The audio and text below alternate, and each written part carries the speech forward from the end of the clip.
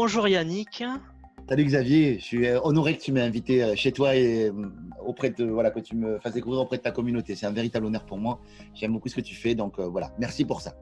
Merci beaucoup et c'est vraiment pour moi aussi un honneur de t'accueillir. On s'était rencontrés à une conférence à Toulouse où tu avais Oui, parlé d'un message de résilience pour atteindre et pour poursuivre sa légende personnelle, pour oui, vivre sa vie de rêve. Et donc, c'est pour cela, en fait, que je voulais t'interviewer. Donc, juste pour rappeler, pour ceux qui ne te connaissent pas encore, en fait, Yannick est le cofondateur de la Neuro Business School, un des oui, c'est vrai. fondateurs de la Journée de l'Audace, Vrai aussi, oui. et également auteur du livre Les gentils méritent aussi de réussir. Oui, bien sûr, qui sort en novembre, le 13 novembre, le jour Waouh! de la journée internationale de la gentillesse. En fait, on a vu avec l'éditeur, et l'éditeur effectivement qui est intéressé à nous. Enfin, il y a deux, trois éditeurs qui est intéressés à nous éditer. Il y en a un en particulier qui nous a dit que ce serait vraiment top si ça pouvait sortir à cette date-là. Ce serait plutôt ce serait drôle. Donc, ben voilà, du coup, on s'est dit, allez, on y va à fond. Pourquoi Et voilà. Donc toi, tu te considères comme un gentil? Parce que ça me parle en fait ça. Oui, en fait, c'est intéressant ce que tu dis en fait parce que je pense profondément en fait que la gentillesse en fait est une valeur. Pour moi, en tout cas, c'est une de mes valeurs. Hmm. Maintenant, est-ce que je l'incarne pleinement à 100% dans toute ma vie? Je ne crois pas. Si on est très clair là-dessus, je ne crois pas parce que je pense pas que ce soit un état permanent. C'est un état que je recherche le plus souvent possible, mais pas qui est permanent. Ce que j'essaie de faire comprendre parce que je veux pas être le modèle parfait de la gentillesse, qui pour moi n'existe pas, appartient à chacun. C'est vraiment quelque chose qui est, voilà, pour moi, en fait, le con en moi, il existe, hein. Tu vois, il y a le bon et le con. Et je pense qu'en moi, j'ai vraiment les deux. Et j'ai 10 000 exemples à te dire comme quoi, par moment, j'ai pas été délicat, par moment, j'ai pas été sympa ou autre. Mais par contre, ce que je trouve intéressant dans cette valeur de la gentillesse, c'est de se questionner sur la gentillesse. C'est de te poser la question, de se dire, tiens, est-ce que je fais un acte gentil? Et ce qui me dérange depuis toutes ces années que j'observe le business, que moi, je suis dans le business, mon business marche très très bien aujourd'hui, ça fonctionne ultra bien pour moi. Et je me rends compte en fait que les leaders tels que des personnes qui aimeraient devenir des leaders, l'image qu'ils en ont en fait, ce sont des enfoirés, ce sont des cons, ce sont des gens qui sont sans foi ni loi, qui sont impitoyables, à tel point que du coup ils se refusent la réussite qu'ils voudraient. Parce qu'ils voudraient être des entrepreneurs, ils voudraient être des Ouais. leaders, ils voudraient tout ça, mais ils pensent qu'à un moment donné, il faut que j'ai l'air, en fait, il faut que je me transforme en fait en une espèce de requin. Et ça me dérange profondément. Et donc, du coup, je pense profondément que porte une valeur gentillesse qui est très importante pour moi. Et je crois en fait que j'ai besoin de réhabiliter ce mot. Tu sais, quand on est enfant, on te dit soit gentil, soit mignon, soit doux. Et quand on grandit, on te dit arrête d'être gentil en fait. C'est un mot qui a une double connotation. Il est à la fois positif et à la fois négatif. Et ça, c'est quelque chose qui me dérange parce que je pense que c'est un mot qui est très positif. Je pense que c'est une valeur en fait qui nous rend humains. Je pense que toutes les valeurs qui sont annexes, à savoir l'amour, à savoir la bienveillance, à savoir la générosité, tout ce qui est attaché à la gentillesse, je trouve que ce sont des valeurs qui profondément aident, évidemment, dans sa vie à être plus heureux, mais surtout et avant tout à être euh, plus à réussir aussi. Ça aide vraiment à réussir, ça apporte de l'abondance en fait. Parce que je veux vraiment en fait expliquer ça parce que moi j'en suis l'exemple type. C'est-à-dire que moi je pense que la gentillesse en fait c'est comme un passage de relais. Je pense profondément en fait que quand tu es gentil avec toi, tu sèmes. Tu sais, tu sèmes des graines d'amour, des graines de bienveillance, des graines de générosité. Et en fait, plus tu sèmes, moins tu fais attention en fait à ce qui va se passer au fait que tu sèmes Mhm. et plus, en fait, ça va prendre à des endroits, à d'autres endroits, ça va pas prendre. Mais tu ne te poses pas la question, juste tu sèmes de la gentillesse. Et au bout d'un moment, en fait, tu as la fleur qui a été semée grâce à la gentillesse qui ressème par elle-même. Et en fait, tu crées un mouvement en fait, qui est très, très positif. Moi, je crois beaucoup en l'énergie quantique, en la loi d'attraction. Je m'intéresse beaucoup aux neurosciences, à tout ça. Et donc, du coup, le fait de semer, en fait, moi, je me suis rendu compte au fil de toutes mes années, c'est vraiment une observation qui n'a rien de scientifique, mais qui est très empirique dans mon observation personnelle, c'est que je sème, je sème, je sème, et au final, je regarde, je me retourne, et dans mon propre jardin, on a semé plein de fleurs.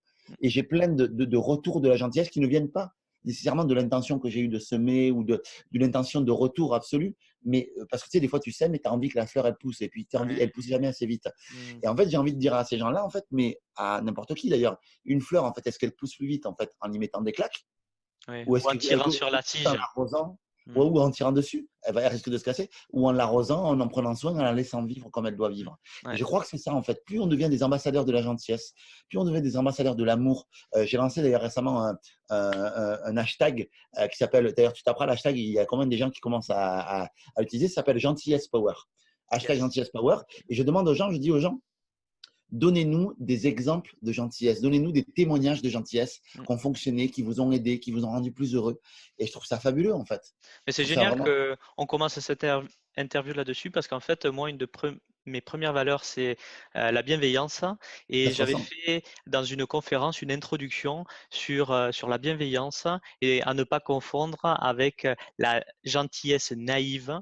Et donc, Oui, moi, j'aime bien la la gentillesse. gentillesse, c'est pas du manque d'affirmation. Voilà, c'est ça. C'est-à-dire qu'être un gentil, ça ne veut pas dire ne pas être affirmé, surtout pas, Mm, quoi. Donc, je mm, crois qu'il y a de la nuance à mm, trouver dans tout ça, et je pense que la gentillesse a mm, toutes ses, mm. ses lettres de noblesse. Et Ouais. entre nous, si tu as eu l'interview, parce que j'en fais vraiment beaucoup, j'en ai une encore dans 10 minutes, si tu as eu l'interview, c'est parce que j'ai ressenti en toi beaucoup de bienveillance, beaucoup d'amour, beaucoup de, vraiment une vraie, un véritable élan, en fait. Et ça, c'est ce qui a fait que, parce que j'ai senti qu'on avait cette valeur commune. Et Mm, c'est ça qui a fait que je me suis dit, j'ai envie que ce mec-là, ouais, j'aimerais parler à sa communauté, quoi. Au-delà mm. du fait que je respecte beaucoup ce que tu fais. Merci. Merci beaucoup. Donc on commence super bien cette interview. Est-ce que tu pourrais nous dire rapidement où tu as commencé, Yannick? Euh, alors, j'ai commencé dans quel domaine? Parce que ça peut être très. J'ai commencé déjà, je suis né dans la campagne toulousaine, j'ai été élevé dans un monde de gentillesse, de bienveillance, d'amour. Je suis nul à l'école. Donc, je suis vraiment mauvais à l'école. C'est pas mon format d'apprentissage. Bien que je respecte énormément les gens qui ont beaucoup d'études, j'ai un profond respect. Mais moi, en tout cas, voilà. Et malheureusement, à mon époque, en fait, on ne valorisait intellectuellement les enfants qu'au travers de leurs résultats scolaires. On est dans une vie où on est toujours noté sur tout. On est Hmm. noté sur, on est toujours benchmark et on est noté par rapport à la classe et tout ça. Donc, en fait, j'avais une tendance en fait à une confiance en soi qui était très mauvaise parce que je me jugeais personnellement autour de mes résultats scolaires. Donc, du coup, et ça nous suit après, hein, ça te suit au travers de ton portefeuille. Est-ce que tu as plus d'argent que les autres? Est-ce que tu as plus de ton poste est plus haut que celui d'un autre? Est-ce que tu as une plus belle maison qu'un autre? En fait, on est toujours en train de se benchmarker vis-à-vis des autres. Et moi, du coup, je suis tombé en plein dedans, en fait, et on m'a dit, t'es nul. Mais moi, j'ai pas compris, t'es nul à l'école ou t'es pas bon à l'école, tu vois, ça aurait été, même si c'est pas terrible de l'exprimer comme ça aurait été, moi j'ai compris que tu es nul en général, en fait. Et donc, du coup, me suis conforté, je me suis collé cette étiquette de nul, Ouais. en fait. Et cette Et étiquette de nul, c'est ce qu'on peut. Enfin, est-ce que ça a généré en toi une croyance limitante que tu peux pas réussir, que tu peux pas avoir. alors, oui, absolument. Ça a généré cette croyance-là chez moi, c'est certain. Et en fait, de cette étiquette de nul, en fait, à un moment donné, en fait, il y a eu une de mes profs qui m'a dit, bah, écoute, t'es nul t'es nul à l'école, t'es nul en français, t'es nul en maths, t'es nul en sport, t'es nul en tout. Bah, probablement, en fait, que tu peux faire commercial. Et ma grand-mère, auparavant, en fait, avait pas un avis très bon sur les commerciaux et elle avait mis la croyance dans ma tête que un commercial, c'était un requin, en fait. Donc, moi, j'étais le gentil Yannick, Hmm. le requin commercial, et tu peux pas devenir ce que tu méprises en vrai. Et c'était Donc en fait, quand difficile j'ai à porter commencé, ça? ah oui, c'est assez difficile à porter parce que quand j'ai commencé ma carrière, ça n'a pas marché du tout. Hmm. J'étais nul. Je suis Et resté dans ma nullitude. En fait, je suis resté t'étais pas authentique dans ce que tu faisais parce que t'étais pas mais aligné complètement, avec. complètement. Et j'étais hyper mal en fait parce que j'étais pas aligné jusqu'au jour où je suis tombé en fait sur un. Je raccourcis hein, vraiment parce que l'histoire est assez longue et très drôle aussi. Je suis tombé sur un monsieur qui m'a dit bah écoute, tu sais, tu peux vendre et tu peux être, voilà, tu peux réussir, tu peux vendre et voilà. Et lui, il a cassé tous mes paradigmes, toutes mes croyances, il les a cassées parce qu'il m'a démontré qu'on était capable d'être profondément bienveillant, d'aider un client. Et moi, j'avais l'impression que la vente, c'était de l'escroquerie en fait, à un Hmm. moment donné. Tellement j'avais côtoyé ce monde-là. Et en fait, il m'a démontré qu'on pouvait aider un client, qu'on était dans la bienveillance, qu'on était Hmm. dans le. Il m'avait dit un mantra que je trouvais génial. Il dit la meilleure chose qu'un homme puisse rendre, le meilleur service qu'un homme puisse rendre à un autre, c'est l'aider à prendre une décision intelligente. En tant que vendeur, tu aides ton client à prendre une décision intelligente pour lui. Hmm. Et toi, au final, comme tu as un service qui correspond, c'est beau parce que tu te Ouais. sers au final. Mais tu dois te servir sur la proportion du servir que tu apportes à l'autre. C'est-à-dire de la valeur que tu apportes à l'autre.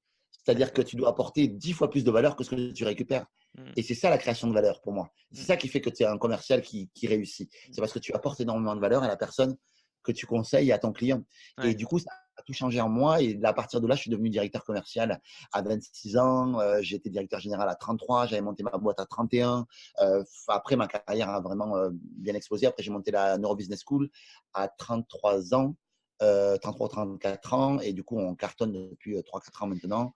La journée de l'audace, pareil. Enfin, bon, voilà, on a tout Et un… donc, sur la vente, là, ce que tu disais, avant, donc il y a la vente, tu avais une vision de la vente qui était liée aux croyances que tu avais, à ce qu'on t'avait dit. Et en fait, cette rencontre que tu as fait t'a permis de changer de regard Ouais. sur le même sujet, la vente, mais d'avoir une autre facette, voir une autre facette de tout Oui, ça. c'est-à-dire que c'est la vente, toujours, mais par contre, c'est pratiqué de manière qui sont alignées avec mes valeurs. Et ouais, Ça, je crois que c'est très important, en fait.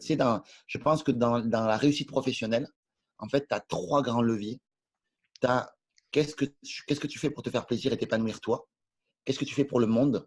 Et mm, qu'est-ce que tu fais pour rentrer des ressources, de l'argent et donc de la puissance? Parce que mm, moi, l'argent, c'est la puissance pour moi. mm. C'est-à-dire que ça te permet d'être plus puissant pour tout le reste parce que c'est l'énergie commune qui permet de faire des échanges, en fait, et de faire circuler l'énergie. Donc, c'est très important pour moi, en fait, ces Oui. trois leviers-là. Et du coup, à partir du moment où tu as aligné tout ça et où tu es équilibré de 1 à 10, de quelle manière est-ce que j'ai cette capacité à ramener cette puissance, soit c'est de la communauté, soit c'est de l'argent, de quelle capacité j'ai à me faire plaisir, de quelle manière ça me nourrit personnellement. Je crois que la base, elle est là d'ailleurs. Et de quelle manière est-ce que ça contribue très fort et ça apporte de la valeur au monde. À partir du moment où tu es là, voilà, un assureur peut être dans la contribution au monde, n'importe quel type de métier, un mec qui vend des fausses sceptiques peut apporter de la valeur au monde, peu importe. L'essentiel, c'est si tu prends en compte ces trois dimensions-là et que tu t'y tiens, ton business, tu ne peux qu'être épanoui et Ouais. réussir et être pleinement dans ta vocation quand tu es là-dedans. Parce que naturellement, quand tu es dans le jeu, dans ce qui te fait plaisir, tu vas vers ce que tu as envie de faire, ce que tu aimes faire et ce pourquoi tu es naturellement doué aussi. Mm. Et le mix des deux, en fait, fait que naturellement, tu développes du talent et tu développes de la facilité. Mm. Et qu'est-ce qui t'a permis dans euh, faire de la vente avec éthique? Qu'est-ce qui t'a permis en fait de pas faire comme les autres? Parce qu'en fait, je pense que c'est dans tous les métiers, que ce soit salarié, entrepreneur, je pense qu'il y a des personnes qui sont pas vraiment alignées avec ce qu'elles font. Et j'accompagne Il se des résigne. personnes Il se résigne. qui se résignent, ouais, qui se Ouais. résignent parce qu'une majorité fonctionne autrement. Elles ne veulent pas fonctionner comme la majorité. Donc, comme tu dis si bien, ouais, elles se résignent à se dire, ben non, ça me va pas ça. Alors Alors, qu'elles moi, pourraient ouais. Le développement apporter quelque personnel m'a chose beaucoup de… aidé. Ouais, ok. Le développement personnel m'a beaucoup aidé, ma force de caractère m'a beaucoup aidé parce que c'était important et, et m'entourer de belles personnes m'a beaucoup aidé. Mm, C'est-à-dire que j'ai travaillé sur mon environnement, en fait. C'était le développement personnel, tu sais, la base du développement personnel. Au début, tu y vas pour être plus performant. Je pense qu'à être des fois, à vouloir être dans la surperformance, vouloir bien t'organiser, tout ça, je pense que tu y perds et tu oublies d'être heureux, en fait. Et donc, je crois, en fait, que avant toute chose, en fait, il faut penser à son propre bonheur, son propre équilibre. Et mm, le développement personnel, je pense, t'apprend à ça. C'est-à-dire, tu as des axes de développement personnel qui sont, je pense que tu dois faire avancer autant la performance que ton bonheur et ta sagesse et mm, ta philosophie. Et à partir du moment où tu as fait avancer les deux, en fait, ça t'aide énormément en fait à tenir le choc. Il y a une phrase aussi qui m'a beaucoup aidé, c'est celle de Coluche, qui disait en fait, ce n'est pas parce qu'ils sont nombreux à avoir tort qu'ils ont raison. Et c'est une phrase qui a beaucoup beaucoup résonné dans ma tête parce qu'à l'époque où je me sentais très seul en tant que commercial à être dans cette logique de bienveillance et d'amour absolu vis-à-vis de mon mm, client, ça m'a beaucoup aidé en fait à me dire voilà, j'ai un patron qui m'a viré en me disant que j'étais trop gentil et que j'y arriverais jamais. mm. Aujourd'hui, il n'a plus son entreprise et moi la mienne cartonne. Mais Donc voilà. aujourd'hui, j'accompagne beaucoup de personnes comme ça. J'accompagne des multipotentiels, des slasheurs, des personnes sensibles et qui ont Comme toi, cette… Comme moi, ouais, ouais, ouais, exactement. Et qui, en fait, ont ce problème de décalage vis-à-vis de la société parce que on vit dans une société où la majorité des personnes ne fonctionnent pas comme elles, clairement.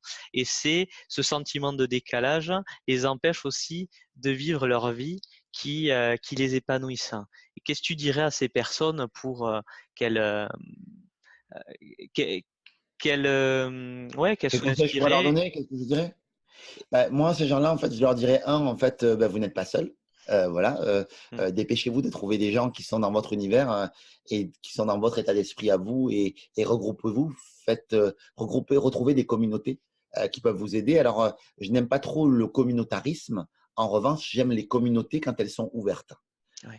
Parce que le communautarisme renferme, là où la communauté, quand on a une communauté, elle rassemble et à la fois elle est dans une logique d'ouverture. Tout Mmh. ce qui est dans une logique d'ouverture, j'achète. Tout ce qui est dans une logique de fermeture, je sais que c'est une stratégie à long terme qui est de toute manière une stratégie qui est vouée à l'échec. Mmh. Donc pour moi, la stratégie d'ouverture, de communauté et d'ouverture, c'est important. Donc, allez trouver des personnes qui sont dans votre milieu, trouver des gens qui sont comme vous, qui adhèrent à vos idées, à vos valeurs, détourez bien vos valeurs. Pour moi, je ferai ce genre de choses-là. Je travaillerai sur moi aussi, mon propre développement avec beaucoup de lucidité. Pour quelles raisons et en quoi je suis doué, en quoi je peux aider quelqu'un, voilà. Et je m'investirai dans des communautés et j'essaierai de faire de vivre ma vie en étant pleinement épanoui. Tu sais, on parle de réussite. Euh, je dirais pas que j'ai réussi ma vie. Je dis que je réussis ma vie en ce moment parce que je suis quelqu'un d'heureux et d'épanoui. Ouais. Est-ce que j'ai des challenges? Oui. Est-ce que j'ai des moments où je suis moins bien? Oui. Est-ce que on se disait tout à l'heure, j'étais un peu fatigué? C'est vrai. Donc, du coup, je réussis ma vie parce que je fais un métier qui me plaît et tout ça. Mais tout ça, c'est une notion d'équilibre. Je suis une sorte de funambule. Et comme je te disais que j'étais pas forcément gentil tout le temps dans ma vie, même si c'est mon intention et que je le souhaite, je ne veux pas être le modèle parfait de la gentillesse. Je veux juste que la gentillesse soit un driver pour moi et Mmh. que ce soit quelque chose d'important pour moi. Et c'est tout. Et voilà. Et donc tout ça, en fait, ça fait que je m'équilibre aussi tout le temps. J'essaie d'être le plus équilibré possible. Je pense que les gens qui me connaissent diraient que je suis quelqu'un de plutôt équilibré, de plutôt aligné. Mais ceci dit, ne confondez pas mon message avec le messager. Et je crois que c'est important que le messager aussi, il descende la pression de se dire, eh, je suis aussi un humain, comme tout le Mmh. monde. Mmh. Et je crois que comme toi, tu es un apôtre de la gentillesse aussi, ben, je crois que toi aussi, par moment, tu as le droit de t'énerver, tu as le droit de Mmh. t'affirmer, tu as le droit aussi d'être gentil avec toi-même. Mmh. Parce que des fois, être gentil, c'est aussi être gentil avec soi-même. Et ça dénote chez l'autre que tu sois peut-être dur avec lui ou méchant avec lui pour lui. Mais c'est aussi à toi de faire attention à toi. Mmh. Donc voilà, ce message que je peux leur donner, que je pourrais leur donner en un laps de temps très court qu'on a eu ensemble. Ouais. Voilà, c'est ce Mais que je pourrais. c'est déjà un très beau message et je pense que il y aura beaucoup pour elle à apprendre de cette interview. Des fois, tu vois, je préfère avoir des interviews condensées où il y a des beaux messages qui passent plutôt que dans la durée où on peut aller partir dans des messages pas aussi. Je trouve que les messages ont été très forts, très profonds parce que euh, On n'a pas pu trop les creuser, mais peu ouais, importe. mais Si elles c'était ouais entendent. voilà, on peut Et que peut-être. les gens te suivent. Ce qui est important, c'est que les gens te suivent, Mm, soit avec toi parce que tu as une magnifique personne, quelqu'un qui fait à la fois du travail sérieux avec beaucoup d'éthique, beaucoup de valeurs, voilà, beaucoup de gentillesse, beaucoup de générosité. Et ça, je crois que c'est quelque chose dont on a besoin de plus de gens comme toi. mm, Donc, mm. je crois que si les gens te suivent, bah, ils ont raison. Voilà, et je les soupçonne d'être intelligents. S'ils te suivent Et, et s'ils regardent cette vidéo. et je pense que toutes ces personnes-là que j'accompagne, elles ont vraiment ce cadeau, ce don à l'intérieur d'elles-mêmes, hein, mais il est au fond d'elles-mêmes et en fait j'essaie de leur faire redécouvrir ce qu'elles ont au fond d'elles parce qu'elles ont un vraiment beau message hein, et elles veulent, Et, ces personnes, elles veulent aider le monde, vraiment. et tu as beaucoup de gens, si j'ai bien compris, qui sont des hauts potentiels, qui sont des TDAH, des personnes qui ont en fait des particularités, qui sont particuliers, mais qui à la Mhm, fois ont une valeur incroyable. Et je voudrais te quitter peut-être sur cette phrase de Jacques Weber, je crois qu'il s'appelle, l'acteur, qui disait en fait la gentillesse, c'est la noblesse de l'intelligence. Donc, mm, comme que tu as beaucoup de gens très intelligents qui te suivent, je crois que probablement cette phrase pourra peut-être résonner en eux en se disant que ouais, c'est peut-être leur noblesse à eux que d'être gentil. mm, Et passer le relais, les amours. ouais. Eh ben, merci beaucoup Yannick pour Faites cette comme dernière Xavier. phrase, hein. C'était très enrichissant de passer cette petite demi-heure avec toi et je te Ben, remercie. c'était un plaisir aussi. Je suis Ah, tellement désolé d'avoir si peu de temps, mais en tout cas, c'est un vrai ouais, plaisir de t'avoir et de mais voir tu comment tu es. sais, les opportunités, elles viennent et elles reviendront, hein. C'est Et si on est Toulousains, j'ai envie de te et dire, on on est devrait pouvoir se ben, trouver. voilà, donc c'est cool. Salut Bis à Yannick, ta communauté, bis à tous et bis à toi, mon poulet. Merci pour tout. merci.